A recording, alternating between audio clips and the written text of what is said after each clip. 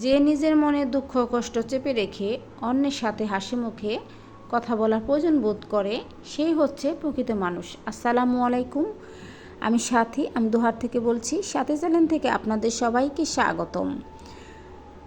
আমি আজকে বড় একটি ভিডিও নিয়ে হাজির হয়েছি। আশা করি আমার এই ভিডিওটি আপনাদের ভালো লাগবে।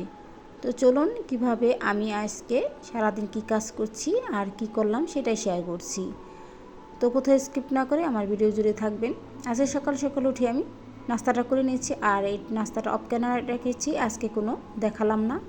আর এখানে 5 ধরনের মাছ কাটা হচ্ছে।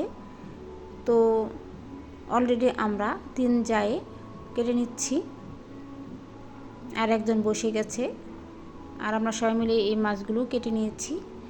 আর 5 ধরনের মাছ, এখানে বড় একটা মাছ আনা হয়েছিল 7 কেজি, সেটা আমার শ্বশুর মশাই বাজারে চলে গেছে 100 টাকা দিয়ে কেটে এনেছে। তো মাছগুলো আমি সুন্দর করে ধুয়ে নিয়েছি। এখানে শিং মাছটা সুন্দর করে সাদা করে পরিষ্কার করে ধুয়ে নিয়েছি, আর চিংড়ি মাছটাও কেটে নিয়েছি। আর বিড়ালের জন্য ছোট ছোট যে নলা মাছ আছে সেগুলো কেটে ধুয়ে নিয়ে এসেছি। আর এখানে পাবদা মাছটাও সুন্দর করে কেটে ধুয়ে পরিষ্কার করে নিয়েছি। আর এইখানে 7 কেজি যে বড় মাছটা আছে সেটা বাজার থেকে আমার শ্বশুর মশাই কেটে নিয়ে আসছে, আমি ধুয়ে নিয়ে আসছি। এখন আমি সবগুলোই সুন্দর করে প্যাকেট করে ফ্রিজে রেখে দেব। তো তার জন্য বাজার থেকে 2 প্যাকেট পলিথিন ব্যাগ আনছিল, সেগুলোতে এখন আমি রেখে দেব। তো আগে থেকে এগুলো ছিল, এখন নিচে যা ছিল সেগুলোই হয়ে গেছে 5 ধরনের মাছে।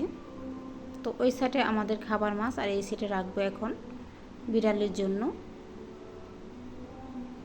তো সবগুলো মাছই কেটে ধুয়ে পরিষ্কার করে নিয়ে এখন ফ্রিজে রেখে দিলাম।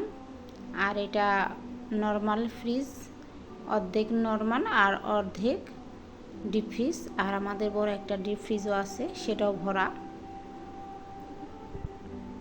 তো সব কিছুই সুন্দর করে গুছিয়ে নিয়েছি। এখন আমার যে শুকনো সবজি বাজার সেটাও গুছিয়ে নিচ্ছি। এখানে 1 বস্তা আলু আনা হয়েছিল, সেগুলো আমার যে উপরে রুমগুলো খালি আছে, এখনও টাইলস লাগানো হয়নি, সেই রুমে রেখে দিয়েছি বিছিয়ে। আর এখানে 1 বস্তা পেঁয়াজ আনা হয়েছে, সেই পেঁয়াজগুলো আমি সুন্দর করে এখানে মেলে বিছিয়ে নিয়েছি যাতে নষ্ট না হয়ে যায়। তো পরবর্তীতে আলু আর পেঁয়াজের দাম বেড়ে যাবে, তার জন্য এনেছি। আর তাছাড়া আমার বাসায় লোক বেশি, এই পেঁয়াজ আর আলু লাগবে। তারপর এগুলো গুছিয়ে চলে আসলাম দুপুরে রান্নাতে। আজকের রান্না বান্না তেমনভাবে দেখাবো না, শর্টকাট রান্না করা হবে। তো এখানে যে বড় মাছটা আনা হয়েছে সেখান থেকে কিছু পিস নিয়েছি। এখন আদা রসুনের পেস্ট দেব আর মশলা দেব। এখানে 3 ধরনের মশলা, হলুদ, মরিচ, ধনিয়া, আর দিয়ে দেন লবণ। এখন মাছটা সুন্দর করে মেখে রেস্টে রেখে দেব। আর এ পর্যন্ত যারা আসছেন হয়তো আমার ভিডিও দেখেছেন, ভিডিও দেখে লাইক দিতে ভুলে গেছেন। যদি ভুলে গিয়ে থাকে দয়া করে একটি লাইক দিবেন। আপনাদের লাইক আমার ভিডিও একে অন্যের কাছে পৌঁছে যাবে। তো মাছগুলো আমি সুন্দর করে মেখে নিয়েছি, দেখতে পাচ্ছেন। এখন রেস্টে রেখে দেব। আর এদিকে আমার বড় ছেলের জন্য চিংড়ি মাছটা আমি কিছুটা রান্না করছি, পেঁয়াজ কুচি দিয়ে ভুনা করব, তার জন্য ভেজে নিচ্ছি। আর মাছটাও আমি সুন্দর করে ভুনা কষিয়ে নেব। আগে চিংড়ি মাছটা ভেজে নিলাম, চিংড়ি মাছটা আগে রান্না করব, তারপরে বড় মাছের পিসগুলো রান্না করব। তো চিংড়ি মাছটা ভেজে নিয়েছি, এখন পেঁয়াজ কুচিগুলো ভেজে মশলা দিয়ে কষিয়ে নেব।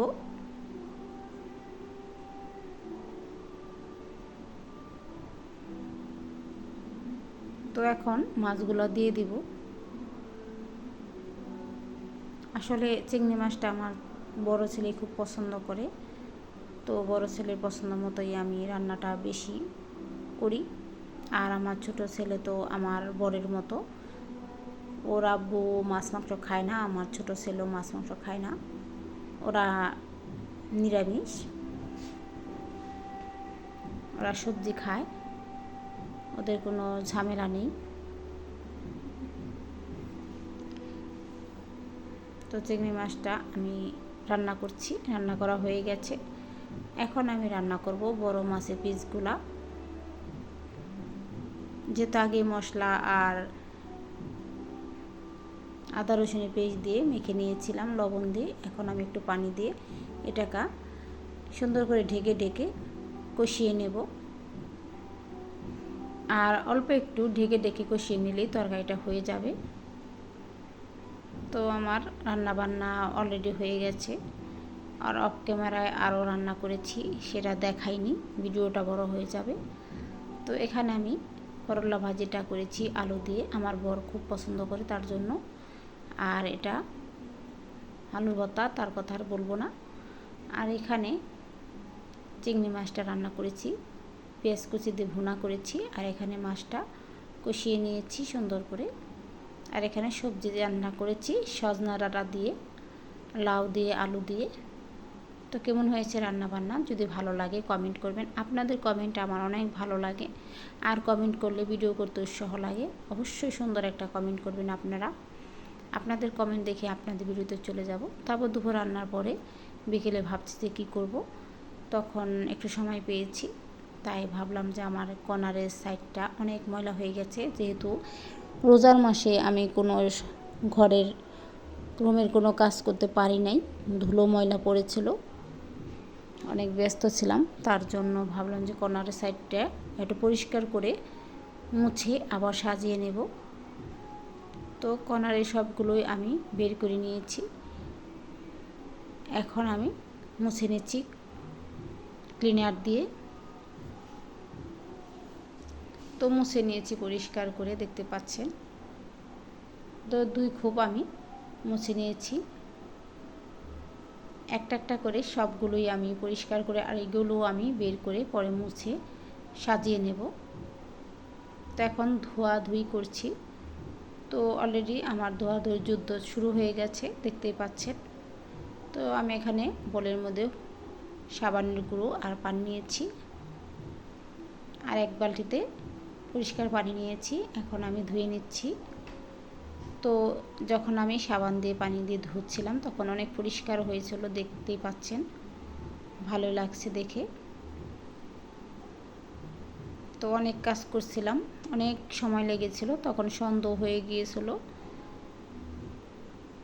আর বিকালে থেকে এই কাজটা করেছিলাম একলা একলা। তখন আমার বাসার আমার জায়েরা আমাকে দেখতে পায় নাই, তো ওরা ভাবলো যে ভাবি কি করছে দেখে আসি।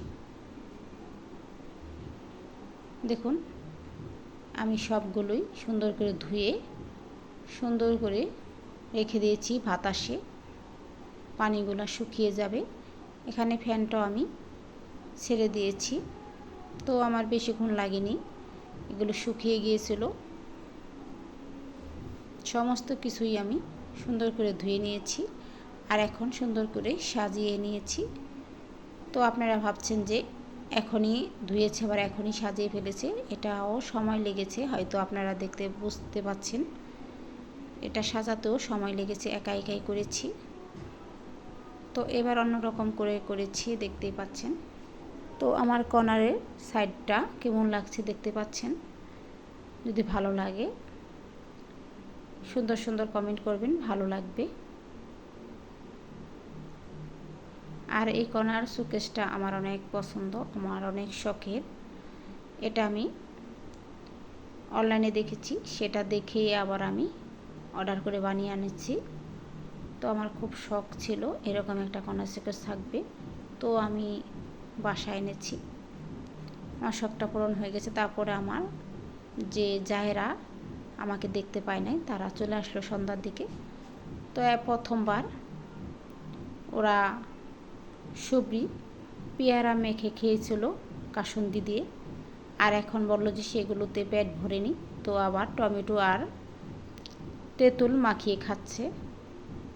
তো 4টা শুকনো মরিচ দিয়ে দেখুন সবাই আসছে, খুব আনন্দ করেছিলাম, খুবই ভালো লাগছে। যদি ভিডিওটা ভালো লাগে অবশ্যই লাইক কমেন্ট আর সাবস্ক্রাইব করে পাশে থাকবেন।